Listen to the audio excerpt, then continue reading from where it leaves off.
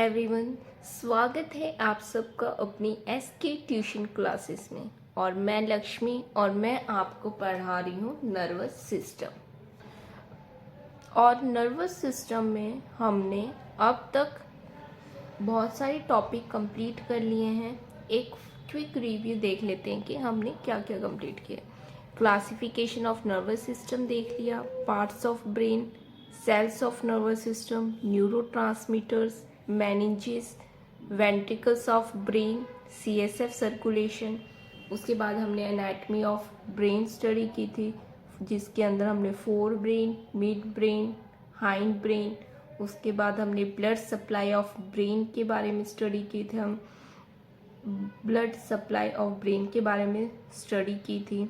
उसके बाद हमने स्पाइनल कॉर्ड, तो इधर हमारा सीएनएस सिस्टम कंप्लीट हो गया था। उसके बाद हमने पीएनएस देखा था, पीएनएस के अंदर एएनएस, एसएनएस, क्रेनियल नर्व के टॉपिक कंप्लीट किए थे। आज की क्लास में हम टेस्ट स्टार्ट करेंगे।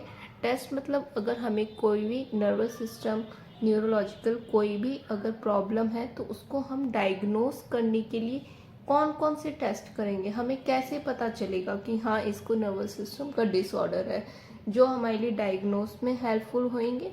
तो मतलब इम्पॉर्टेंट टेस्ट है, तो वो हम स्टडी करेंगे।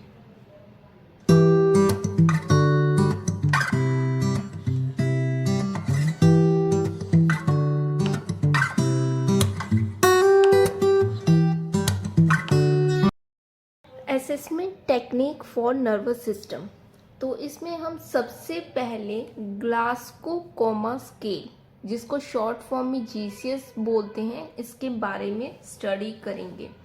ये बहुत इम्पॉर्टेंट टॉपिक है। तो मतलब सबसे पहले हम कोई भी पेशेंट हमारे पास होता है तो हम उसका जीसीएस लेवल चेक करते हैं कि पेशेंट का जीसीएस कितना है। हमें कुछ भी डायग्नोस करना है, चाहे हम कोई भी डिपार्टमेंट में हो, हमें पेशेंट का जीसीएस पता होना चाहिए। Mainly neurology, neurosurgery department, trauma department, तो इसमें तो बहुत इम्पॉर्टेंट है जीसीएस के बारे में पता होना। तो मैक्सिमम स्कोर होता है जीसीएस का 15 और मिनिमम स्कोर होता है जीसीएस का 3। तो अगर हम बोलेंगे कि हाँ, हमसे कोई डॉक्टर पूछेगा, जैसे भी कोई भी डॉक्टर राउंड पे आता है, मेन डॉक्टर राउंड पे आता है, तो उनका सबसे पहले फर्स्ट क्वेश्चन होता है कि हाँ पेशेंट का जीसीएस बताओ, पेशेंट का जीसीएस कितना है। अगर मैक्सिमम 15 है, अगर हम बोलते हैं 15 है, तो मतलब पेशेंट की कंडीशन ठीक है, फिट है वो। और अगर हम बोलेंगे हाँ पेशेंट का जीसीएस 3 है, मतलब उसकी कंडीशन बहुत पुअर है, पुअर प्रोग्नोसिस है। तो मतलब हमें जीसीएस के बारे में पता होना चाहिए। जैसे कि आज जीसीएस 15 है, नेक्स्ट डे डॉक्टर राउंड पे आए, पेशेंट का जीसीएस पूछा, हमने बोला 15, कल कितना था, कल 15 था, आज कितना है, पेशेंट का जीसीएस 10 है, 11 है। तो मतलब पेशेंट की कंडीशन पहले अच्छी थी, अब डिग्रेड हो गई है, अब पेशेंट की कंडीशन डाउन हो गई है। सपोज आज पेशेंट का जीसीएस 3 है, नेक्स्ट डे पेशेंट का जीसीएस 7 है, तो मतलब कंडीशन इम्प्रूव हो रही है। पेशेंट की हालत पहले बहुत ख़राब थी, अब थोड़ी सी इम्प्रूव हुई है। तो मतलब जीसीएस हमें पता होना चाहिए कि पेशेंट का स्कोर कितना है। तो फिर ये टॉपिक बहुत इम्पॉर्टेंट है। तो अब मैं इसको आपको डिटेल में स्टेप वाइज आपको ये टॉपिक कंप्लीट करवाऊंगी, तो आप ध्यान से सुने। अगर कुछ भी डाउट है, क्वेरी है, तो आप कमेंट में पूछ सकते हैं, वो मैं आपको क्लियर कर दूंगी। Glasgow coma scale short form में क्या हो गया, GCS. It is invented by Brian J Jennett and Graham Teasdale in 1974। Very very important question, exam में डायरेक्ट क्वेश्चन पूछ सकते हैं कि जीसीएस को किसने इन्वेंट किया था। तो उसमें क्या आएगा, Bryan J Jennett and Graham Teasdale ने 1974 में जीसीएस स्केल का इन्वेंशन किया था। This scale is use to assess the level of conscious. ये स्केल किस लिए यूज होता है, लेवल ऑफ कॉन्शियसनेस चेक करने के लिए। पेशेंट का कॉन्शियस लेवल चेक करने के लिए हम जीसीएस स्केल यूज़ करते हैं, मतलब कि पेशेंट का कॉन्शियस लेवल क्या है, कि पेशेंट कॉन्शियस है, अनकॉन्शियस है, या कितना परसेंट है पेशेंट कॉन्शियस। तो ये चेक करने के लिए ये स्केल बनाया था। एग्जाम में ऐसे भी क्वेश्चन पूछ सकते हैं कि लेवल ऑफ कॉन्शियसनेस कौन से स्केल से चेक करते हैं, उसमें बहुत सारे आपको ऑप्शन दे सकते हैं, तो उसमें आता है फिर GCS scale. 3 criteria are assist, 3 criteria हैं जो हम इसमें मेनली देखते हैं। Eye opening, verbal response, motor response. Eye opening को ई से डिनोट करेंगे, वर्बल रेस्पॉन्स को वी से डोनेट करेंगे, मोटर रेस्पॉन्स को एम से डिनोट करेंगे। कि मतलब हमें ये 3 क्राइटेरिया हम देखेंगे आई में, कि मतलब आई ओपनिंग पेशेंट की कैसी है, वर्बल रेस्पॉन्स बोल रहा है, नहीं बोल रहा है, या फिर समझ में नहीं आ रहा, बोलने की कोशिश कर रहा है, वर्बल रेस्पॉन्स चेक करते हैं। मोटर रेस्पॉन्स, मोटर मतलब मूवमेंट कितनी है, अपने आप मूव कर रहा है या पेन के साथ मूवमेंट कर रहा है। तो ये 3 चीज़ें हम चेक करते हैं, eye opening, verbal response, motor response. तो जो आई ओपनिंग है उसका मिनिमम मार्क 1 है एंड मैक्सिमम मार्क 4 है। मतलब कम से कम हम आई ओपनिंग के रिगार्डिंग 1 नंबर दे सकते हैं और ज़्यादा से ज़्यादा हम उसको 4 नंबर दे सकते हैं, कि 4 देंगे मतलब फुल में से फुल है। Second, verbal response, verbal response में भी मिनिमम मार्क हम 1 दे सकते हैं और मैक्सिमम मार्क 5 होता है। कम से कम 1 नंबर, ज़्यादा से ज़्यादा 5 नंबर हम दे सकते हैं। Motor response, minimum mark 1 and maximum mark 6, कम से कम 1 नंबर दे सकते हैं और ज़्यादा से ज़्यादा 6 नंबर दे सकते हैं। तो मैक्सिमम स्कोर जीसीएस का कितना होता है, 15। एग्जाम में पूछा जाता है तो इसको याद रखें, 15। मतलब ये जो मैक्सिमम स्कोर है, आई ओपनिंग में हमने 4 दे दिए, वर्बल रेस्पॉन्स में 5 दे दिए, मोटर रेस्पॉन्स में 6। अगर हम ये फुल नंबर देते हैं तो मतलब हमारा maximum score of GCS is 15 है। और हमने अगर तीनों में ही 1-1 नंबर दिया है, मतलब मिनिमम स्कोर जीसीएस का 3 होता है, 3 से कम नहीं होता है। हम यूं नहीं बोल सकते जीसीएस 2 है, जीसीएस 1 है, 0 है, तो ये नहीं होता। मिनिमम जीसीएस लेवल 3 होएगा और मैक्सिमम जीसीएस 15। तो एग्जाम में डायरेक्ट क्वेश्चन पूछ सकते हैं मिनिमम स्कोर कितना होता है, मैक्सिमम स्कोर कितना होता है, तो ये चीजें आप याद रख लो। तो अब हम first eye opening, then verbal response, motor response को स्टेप वाइज देखेंगे कि हमें कब कितने मार्क्स देने हैं। तो फर्स्ट है आई ओपनिंग।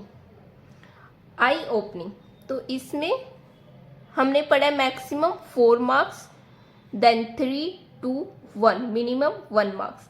तो 4 मार्क्स कब देने हैं हमें, पहले मैं आपको पढ़ा देती हूँ क्या है और देन मैं इसको एक्सप्लेन करूंगी।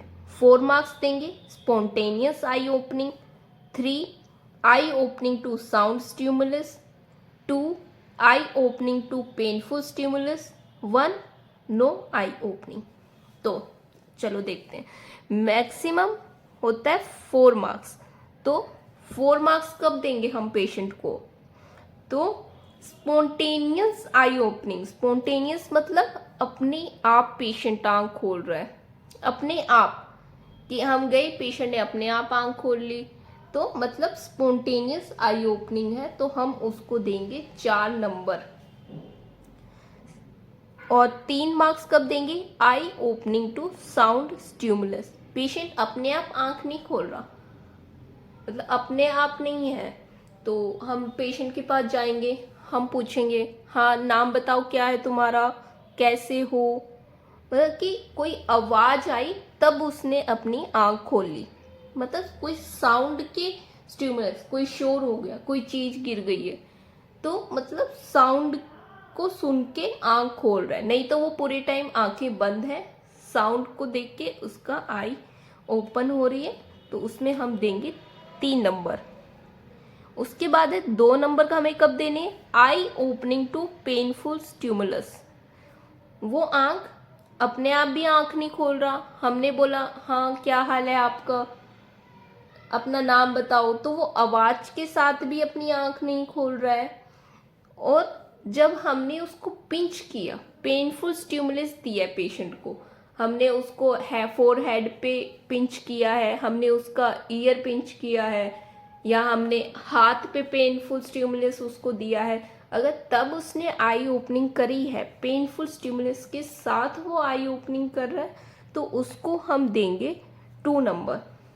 और लास्ट मिनिमम स्कोर है इसमें 1 नंबर हमें कब देना है? नो आई ओपनिंग, पेशेंट आंख नहीं खोल रहा है, चाहे तुमने उसको साउंड का स्टिमुलस दे दिया तो भी आंख नहीं खोल रहा है, चूंटी काट दी, पेनफुल स्टिमुलस दे दिया तो भी पेशेंट आंख नहीं खोल रहा है, मतलब आपने कुछ भी किया, पेशेंट ने आंख नहीं खोली, तो उसमें हम देंगे मिनिमम नंबर की, बहुत सबसे कम नंबर की, बिल्कुल 0 रेस्पॉन्स है, तो उसमें हम उसको देंगे 1 नंबर, नो आई ओपनिंग। अब है वर्बल रेस्पॉन्स। वर्बल मतलब बोल के, कि मतलब वो पेशेंट कितना बोलेगा, बोल रहा है नहीं बोल रहा, तो उसके बेस पे हमें पेशेंट को स्कोर देना है।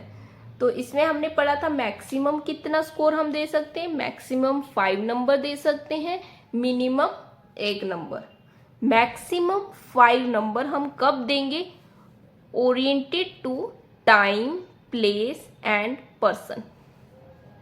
हम गए पेशेंट के पास, हमने पेशेंट से पूछा, हाँ आपका नाम क्या है, अपना नाम बताया उसने, हमने पूछा टाइम कितना हो रहा है अभी, तो उसने टाइम भी बता दिया, हमने पूछा आप कौन सी जगह पे हो, जगह भी बता दी कि कोई है, हम पूछे ये कौन है, ये आपके नोन है, ये है, सबको पहचान रहा है, मतलब ओरिएंटेड है, उसको सब पता है, सबके उसने जवाब दे दिए, तो हम उसको पूरे 5 नंबर दे देंगे।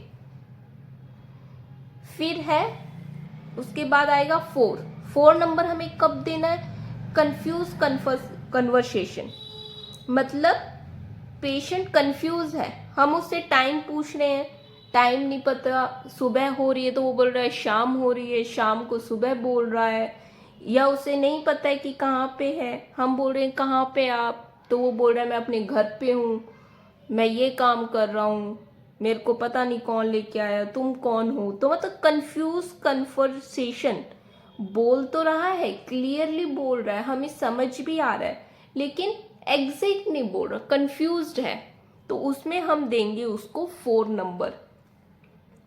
फिर है 3 नंबर। 3 नंबर कब देंगे? इनएप्रोप्रिएट वर्ड, मतलब क्या बोल रहा है, तोड़ मोड़ के, मतलब कुछ भी सेंटेंस बना रहा है, इनएप्रोप्रिएट वर्ड, बोल तो रहा है लेकिन मतलब कोई सेंटेंस नहीं बन रहा है, मतलब वर्ड तो है लेकिन वो सेंटेंस नहीं बना पा रहा है, तो उसमें हम दे देंगे 3 नंबर। फिर है उसके बाद 2 नंबर कब देंगे? Incomprehensive sound, morning sound. Morning sound मतलब कि मतलब कोई वर्ड नहीं है, मतलब कोई भी ना तो उसे कुछ पता है, ना वो बोल पा रहा है, एक भी वर्ड बोल नहीं पा रहा, बस साउंड निकाल पा रहा है, हाँ जैसे पेन होता है तो फिर कोई साउंड करता है, तो वैसे मतलब साउंड आ रही है सिर्फ, लेकिन कोई भी कुछ भी बोल नहीं पा रहा है, तो मतलब उसको हम दे देंगे 2 नंबर। फिर है मिनिमम, इसमें आता है 1 नंबर। 1 नंबर कब देंगे? No sound, no verbal response, ना कोई आवाज है, ना कोई कुछ भी नहीं बोल रहा है, तो उसमें हम उसको देंगे मिनिमम 1 मार्क्स। जैसे कि ऊपर बिल्कुल आंख नहीं खोल रहा था, मिनिमम नंबर दे दिया 1, बिल्कुल नहीं बोल रहा है, मिनिमम नंबर दे दिया 5। तो बहुत इजी है, कुछ भी रटने की जरूरत नहीं है, सारी चीजें हम समझ के पढ़ेंगे। अब हम नेक्स्ट देखेंगे मोटर रेस्पॉन्स। मोटर रेस्पॉन्स हमने इसमें पढ़ा मैक्सिमम 6 नंबर और मिनिमम 1 मार्क्स। तो मैक्सिमम 6 नंबर हमें कब देना है मोटर रेस्पॉन्स में? ओबेज द कमांड, अगर पेशेंट ने हमारी कमांड मानी है, फॉलो की है, तो हम उसको 6 नंबर देंगे। मतलब हमने बोला पेशेंट को पैर मोड़ के दिखाइए, हाथ ऊपर करके दिखाइए, तो मतलब वो हमारी कमांड फॉलो कर रहा है, तो हम उसको पूरे फुल नंबर्स देंगे 6। फिर और वैसे कि और हमें 5 नंबर क्यों देना है, जब अगर वो हमारे कमांड मान के वैसे अपने हाथ पैर ऊपर नहीं उठा पा रहा, लेकिन हमने उसको चोटे काटे, तो मतलब पेशेंट को फील हुआ, पेशेंट हमें बता पाएगा हाँ यहाँ पे मेरे को पेन हुआ।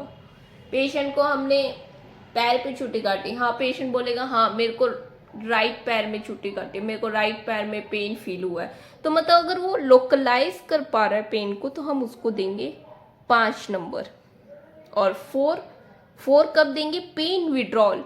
हमने पेशेंट को चोटी काटी, पेशेंट ने अपना हाथ मोड़ लिया, हमने पैर पे काटी, पैर हटाया, क्योंकि ये हमारा रिफ्लेक्स होता है कि हमें कोई भी पेनफुल स्टिमुलाइज होता है तो हम अपना हाथ हटाते हैं। हम ऐसे तो नहीं है कोई हमें पेन कर रहा है तो हमारा हाथ वहीं पड़ा है, कुछ भी करो हमें कुछ फर्क ही नहीं पड़ रहा है। तो पेन के साथ वो विड्रॉल हो रहा है, तो अपना हाथ दूर कर रहा है, तो मतलब उसमें हम देंगे 4 नंबर।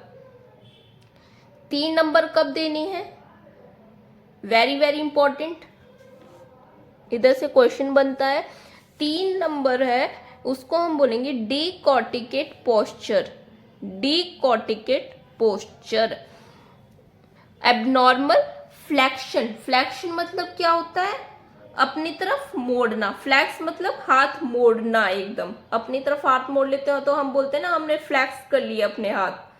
तो अगर एबनॉर्मल मतलब नॉर्मल नहीं है, वो हाथ उसने मोड़ के रखे हैं, एबनॉर्मल है, तो उसको हम बोलेंगे डीकॉर्टिकेट पोस्चर। अब मैं इसको ये बताने के बाद आपको सारी नंबरिंग इसके मार्क्स कंप्लीट करने के बाद मैं नीचे आपको बताऊंगी डीकॉर्टिकेट पोस्चर और डीसेरिब्रेट पोस्चर कि इन दोनों में क्या डिफरेंस है। यहाँ से क्वेश्चन बनता ही बनता है, एग्जाम में बहुत बार पूछा गया है। अगर एबनॉर्मल फ्लैक्शन है, उसने फ्लैक्स मतलब अपने हाथ मोड़ के रखे हैं, तो उसको बोलेंगे डीकॉर्टिकेट पोस्चर। और एबनॉर्मल एक्सटेंशन, एक्सटेंशन मतलब उसने पूरे हाथ सीधे कर रखे हैं, बिल्कुल टाइट हो रखे हैं, एक्सटेंड हो रखे हैं, तो मतलब उसमें हम बोलेंगे अगर तो डीसेरिब्रेट पोस्चर। अगर एबनॉर्मल फ्लैक्शन है तो 3 नंबर देते हैं, अगर एबनॉर्मल एक्सटेंशन है तो हम उसको 2 नंबर देते हैं। और मिनिमम नंबर, मिनिमम 1 मार्क्स कब देंगे मोटर के regarding, flaccid muscle, no motor response. आपने चूटी काट ली, ना उसने आवाज के साथ कोई कमांड फॉलो की, ना पेन उसको लोकलाइज हो रहा है, ना उसने पेन हमने चूटी काटी कुछ भी विड्रॉल नहीं हुआ है, ना फ्लैक्शन है ना एक्सटेंशन है, कुछ भी रेस्पॉन्स नहीं है, तो हम उसको मिनिमम मार्क्स 1 देंगे। रिजल्ट देख लो, अगर पेशेंट का जीसीएस 13 से लेके 15 के बीच में आया है, अगर पेशेंट का स्कोर हमने आई में स्कोर दे दिया, वर्बल में स्कोर दे दिया, मोटर में स्कोर दे दिया, और फिर हमने उन तीनों का स्कोर प्लस किया, और अगर वो प्लस स्कोर अगर 13 to 15 के बीच में बन रहा है, तो पेशेंट फुल्ली कॉन्शियस, तो हम बोलेंगे पेशेंट फुल्ली कॉन्शियस है। पेशेंट और अगर हमने स्कोर दिया है, अगर वो स्कोर 9 से 12 के बीच में बन रहा है, तो इसका मतलब है पेशेंट सेमी कॉन्शियस है। सेमी कॉन्शियस मतलब, सेमी मतलब क्या हो गया, हाफ, मतलब आधा होश में है आधा बेहोश है, तो मतलब सेमी कॉन्शियस। अगर पेशेंट का स्कोर 8 या 8 से कम बन रहा है, तो पेशेंट को हम बोलेंगे अनकॉन्शियस है पेशेंट, कि पेशेंट कॉन्शियस नहीं है, पेशेंट अनकॉन्शियस है, तो 8 से कम। और अगर पेशेंट का स्कोर 3 है, मिनिमम कितना होता है 3, और अगर पेशेंट का स्कोर 3 है तो मतलब ना आई ओपनिंग है, न आंख भी नहीं खोल रहा है, बिल्कुल बोल भी नहीं रहा है, और कोई मोटर रेस्पॉन्स नहीं है, तो हम बोलेंगे पेशेंट डीप कोमा में है। ओके, आपको ये क्लियर हो गया GCS.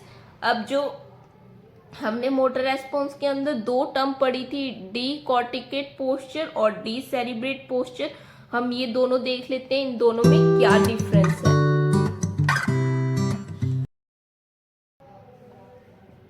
First, decorticate posture. In this posture, lower extremity extension and flexion of the upper extremity occurs over the chest. ठीक है, ये मान लो हमारा पेशेंट लेटा हुआ है, तो इसमें डी कॉर्टिकेट पोस्चर में क्या होता है, डी कॉर्टिकेट पोस्चर में जो हमारी लोअर एक्सट्रीमिटी है, लोअर एक्सट्रीमिटी मतलब जो हमारे पैर है वो बिल्कुल एक्सटेंड रहेंगी, मतलब स्ट्रेट, लोअर एक्सट्रीमिटी स्ट्रेट रहेगी। फ्लेक्शन ऑफ अपर एक्सट्रीमिटी, तो अपर एक्सट्रीमिटी में क्या आ जाते हैं हमारे हाथ, तो हमारे दोनों हाथ फ्लेक्स रहेंगे हमारे चेस्ट के ऊपर। तो अगर पेशेंट का ये वाला पोस्चर है तो हम बोलेंगे डी कॉर्टिकेट पोस्चर है, और पेशेंट को जीसीएस में मोटर रेस्पॉन्स के अंदर हम 3 नंबर देंगे। और this posture indicate damage in the cerebral cortex. अगर हमें ये पोस्चर हमें देखने को मिलता है पेशेंट के अंदर, तो हम बोल सकते हैं कि पेशेंट का सेरिब्रल कॉर्टेक्स डैमेज है। डी सेरिब्रेट पोस्चर, सेकेंड है decerebrate posture. D सेरिब्रेट posture होता है मोटर रेस्पॉन्स के अंदर हम तो 2 नंबर देते हैं, मतलब डी कॉर्टिकेट से भी नीचे अगर है डी सेरिब्रेट पोस्चर है। In this posture, extension of lower extremity and lateral extension of the upper extremity occur. तो ये हमारी लोअर एक्सट्रीमिटी होगी, ये हमारे पेशेंट लेटा हुआ है, इसकी ये लोअर एक्सट्रीमिटी दोनों पैर, तो पैर एकदम स्ट्रेट रहेंगे, एक्सटेंड बिल्कुल स्ट्रेट है, और जो हमारी अपर एक्सट्रीमिटी है वो भी एक्सटेंड रहेगी, लेकिन लेटरल एक्सटेंशन होएगा। लेटरल मतलब जो हमारे हाथ है सीधे मतलब हो गया तो हम बोलेंगे एक्सटेंड है, लेटरल मतलब साइड में, दोनों हाथ हमारे साइड की ओर घूम गए हैं, एक्सटेंड हो गए, बिल्कुल स्टिफ हो गए, टाइट हो गए, तो ये है हमारी, तो ये इतना सा बिल्कुल दोनों में अगर है एक्सटेंशन ऑफ लोअर एक्सट्रीमिटी तो दोनों में होता है, डी कॉर्टिकेट पोस्चर में भी, डी सेरिब्रेट पोस्चर में भी, इससे हम आइडेंटिफाई नहीं कर पाएंगे। और अगर अपर एक्सट्रीमिटी में दिए कि अगर अपर एक्सट्रीमिटी फ्लैक्स है चेस्ट के ऊपर तो हम बोलेंगे डी कॉर्टिकेट पोस्चर, अगर अपर एक्सट्रीमिटी एक्सटेंड है, लेटरल एक्सटेंशन है तो डी सेरिब्रेट पोस्चर। और ये क्या इंडिकेट करता है decerebrate posture, this posture indicate damage in the mid brain. तो एग्जाम में पूछ सकते हैं कि डी कॉर्टिकेट पोस्चर किस में डैमेज की वजह से है, तो उसमें आएगा सेरिब्रल कॉर्टेक्स। डी सेरिब्रेट पोस्चर किसकी डैमेज की वजह से है, तो मिड ब्रेन का डैमेज है। आशा करती हूँ आपको आज का टॉपिक समझ में आया होगा। चलो आज का टॉपिक यहीं पे कंप्लीट हुआ, अब हम नेक्स्ट टॉपिक हम नेक्स्ट क्लास में देखेंगे। Okay, thank you.